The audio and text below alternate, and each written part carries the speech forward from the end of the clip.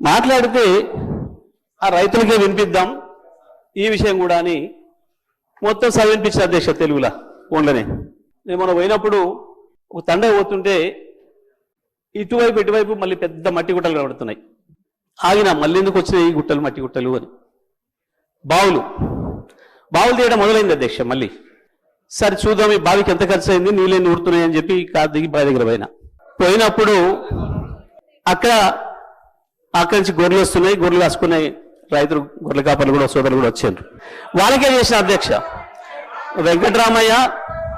వెంకట్రాములు రాజయ్య ఇద్దరు ఎందుకు రైతుల గురించి భయపడుతున్నారు, గొర్రె కాపర్లు రైతులనే భయపడుతున్నారు అధ్యక్ష.